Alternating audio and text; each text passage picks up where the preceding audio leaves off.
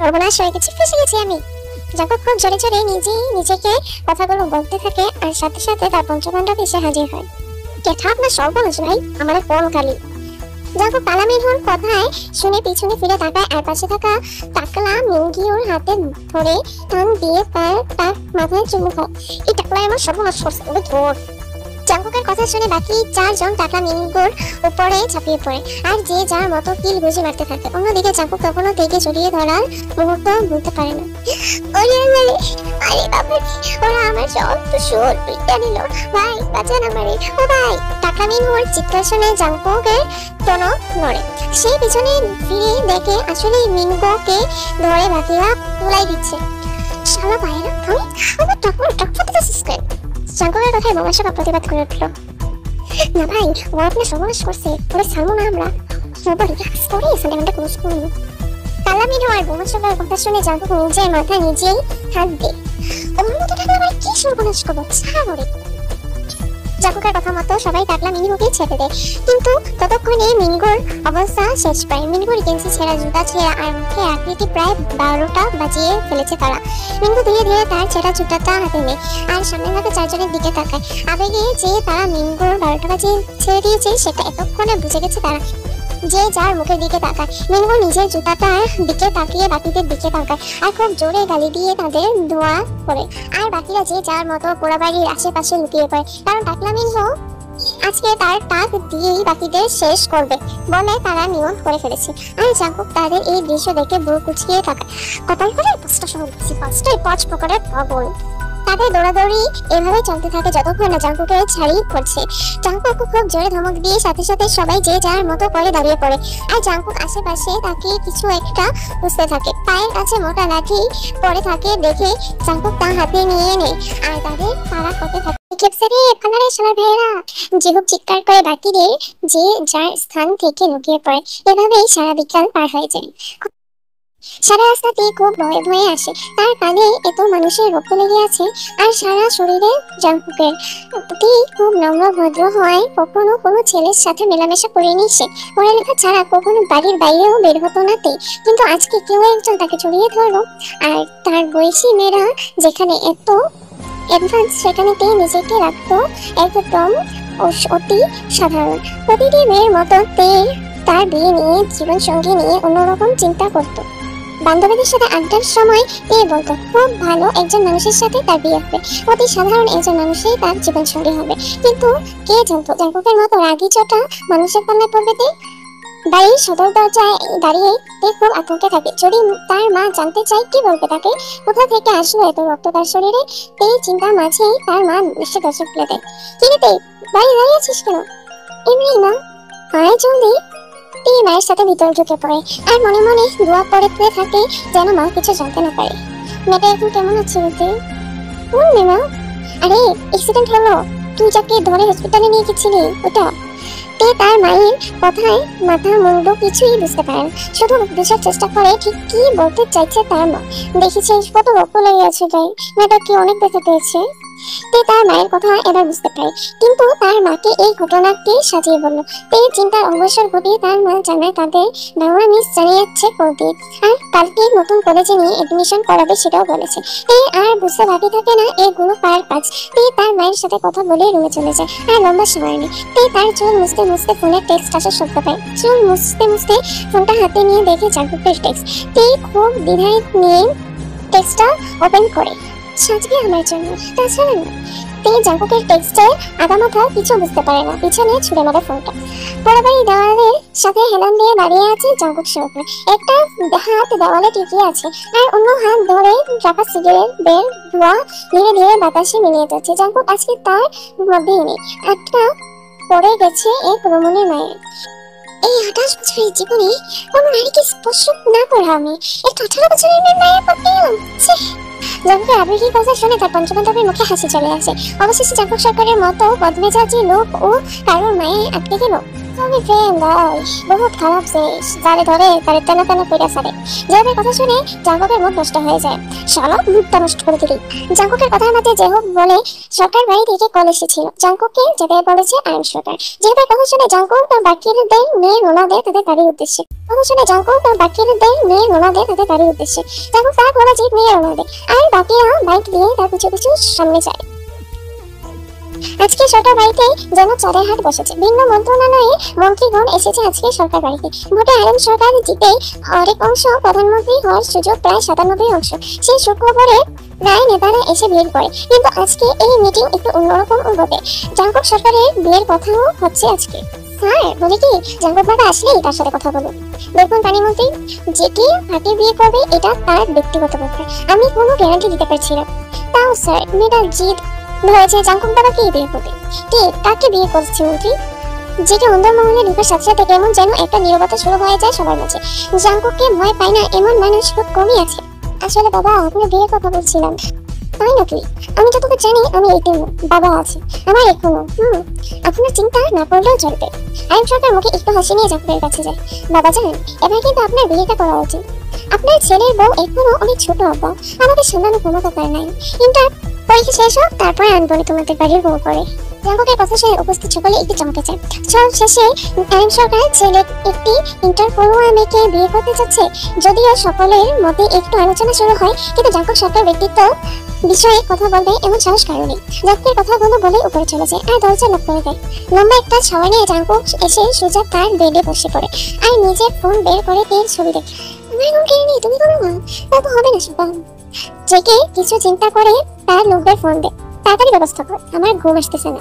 তারপর Jungkook ready হয়ে বেরিয়ে পড়ে, সাথে সাথে তার লোকেরাও থাকে। কিছুক্ষণ পর গাড়ি থেমে তেদের বাড়ির সামনে।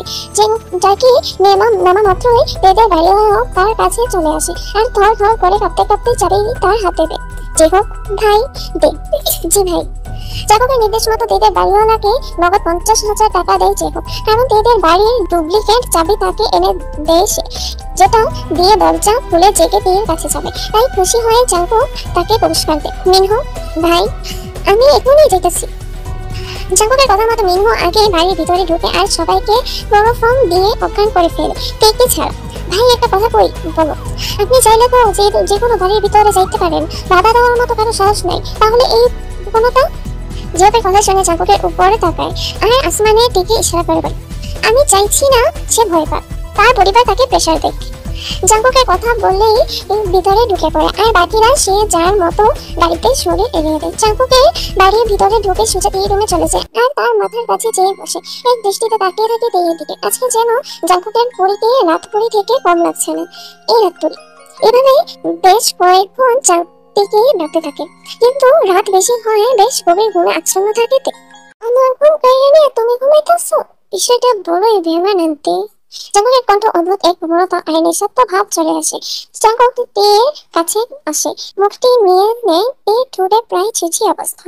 হঠাৎ মুখের গরম নিঃশ্বাস নিতে কষ্ট হয় তে। ঘুমে ঘুরে আচ্ছা আচ্ছা ভাবে চোখ খুলে তে। চোখ খোলার সাথে সাথে জাঙ্কুককে নিজের একক কাছে দেখে গায়ে রক্ত যেন বরফ হয়ে যায় তার। ধরফড়ে উঠে বসে তে। জাঙ্কুক তখনও শান্তভাবে বসে থাকে তের সামনে। আপনি? জাঙ্কুক ভ্রু কুঁচকে তাকে দিয়ে দিবে। কেন, অন্য কেউ আসার কথা ছিল? না, কিন্তু আপনি ভিতরে কিভাবে? জাঙ্কুক হঠাৎ করে তের হাত ধরে ফেলে। তোমাকে দেখতে মন চেয়েছে তাই চলে আসছি। একটা বাড়ি দরজাকে আমাকে আটকাতে পারবে তোমার কাছে আসার থেকে? আপনি এখানে কেন? যান এখান থেকে।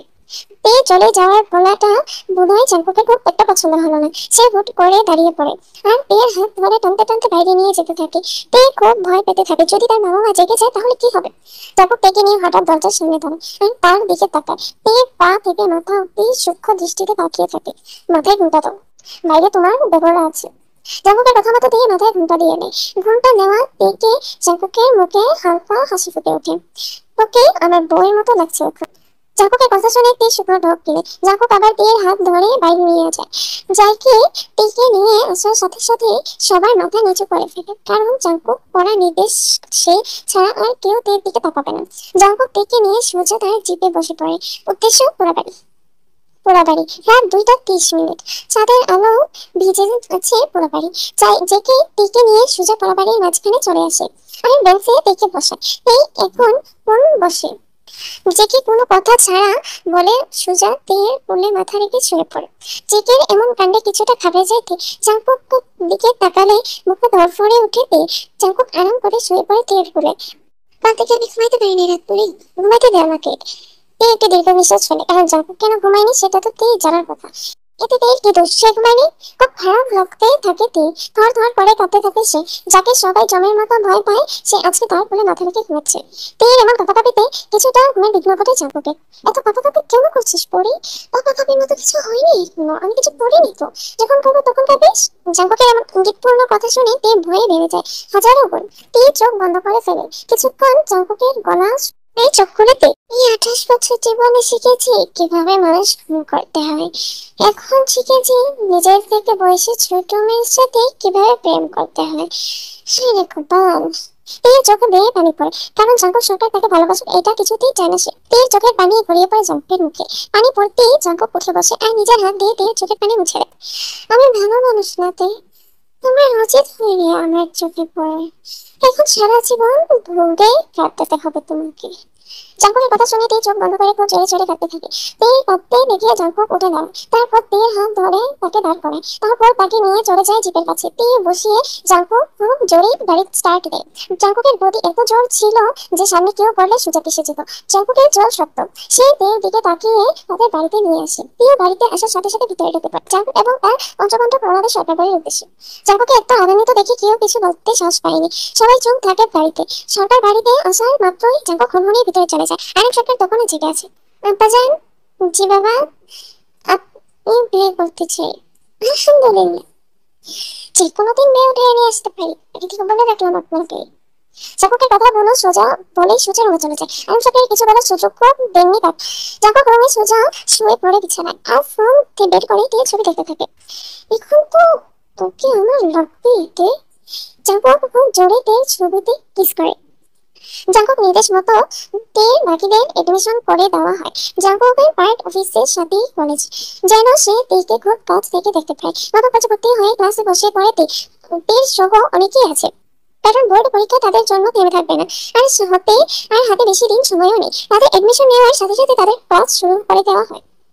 ক্লাস শেষেতেই তার বান্ধবীদের সাথে বের হয় বাসা যাওয়ার জন্য, কিন্তু কলেজ থেকে বের হয়ে তেকে পড়তে হয় এক মহা মুশকিল। গেটের বাইরে জাঙ্কুকের গাড়ি রাখা। রাতে জাঙ্কুকের সামনে যাওয়াটাও ঠিক মনে করছে না তে, কিন্তু যাওয়াতে কি হবে, হবে তো যেটা উনি চান সেটা। তে বের হওয়ার সাথে সাথে জাঙ্কুকের লোকেরা গাড়ি দরজা খুলে দেয়। ভাবি সাহেব, ভাই অপেক্ষা করতেছে আপনার লেগা, সত্যি উঠেন। তে এদিকে ওদিকে তাকিয়ে গাড়িতে উঠে পড়ে। কলেজ থেকে জাঙ্কুকের পার্টি অফিস বেশ কাছে হওয়াতে খুব একটা সময় লাগে না সেখানে যেতে। তে গাড়ি থেকে নেমে সোজা জাঙ্কুকের লোকের সাথে উপরে উঠে যায়। জাঙ্কুক তখনও মিটিং এ ব্যস্ত ছিল। একে করিডোরে বসিয়ে জেহুক ভিতরে চলে যায় জাঙ্কুকের রুমে। ভাই, ভাবিসা পাইছে। দিয়ে আসার কথা শুনে মাঝপথে মিটিং থামিয়ে দেয় Jungkook. The meeting is over. আপনারা বিসমিল্লাহ বলে রওনা দেন। জাঙ্কুকের নির্দেশ মতো সব নেতারা এক এক করে বেরিয়ে পড়ে। সবাইকে বেরিয়ে পড়তে দেখে টিকতেই কিছুটা অবাক হয়। সে আসার সাথে সাথে সব বেরিয়ে যাচ্ছে কেন? কিন্তু আরো অবাক হয় এই বিষয়টা যে কেউ তের দিকে তাকাচ্ছে না। সবাই মাথা নিচু করে বেরিয়ে পড়ে। সবাই যাওয়ার কিছুক্ষণ পরে জাঙ্কুক এসে তের সামনে দাঁড়ায়। জাঙ্কুক হঠাৎ করে তাড়াতাড়ি তের হৃদস্পন্দন বেড়ে যায়। জাঙ্কুক কোনো কথা না বলে তের হাত ধরে সোজা তার চেম্বারে নিয়ে যায় আর দরজা বন্ধ করে দেওয়ালের সাথে চেপে ধরে দেখে, তোমাকে একটা চুম্মা দেই? জি, থ্যাংক ইউ। আসলে আমার সাবস্ক্রাইবাররা তোমরা কেমন আছো? আসলে আমার এই পার্টটা দিতে একটু লেট হইতেছে। আসলে তোমরা কিছু মনে করো না, আসলে বাড়িতে মেহমান ছিল, বলেছিলাম তোমাদেরকে আমি, তো এই জন্যই একটু লেট হইতেছে, তোমরা কিছু মনে করো না আবার। তো যাই হোক, আজকে তো আপলোড দিয়ে দিলাম তাই না? তো তোমরা ভালো থেকো, সুস্থ থেকো, আর আমাকে বলবা যে এই স্টোরিটা 10 থেকে তোমরা কত দিবা, আর আমার স্টোরিটা তোমাদের কাছে কেমন লেগেছে। Bye bye.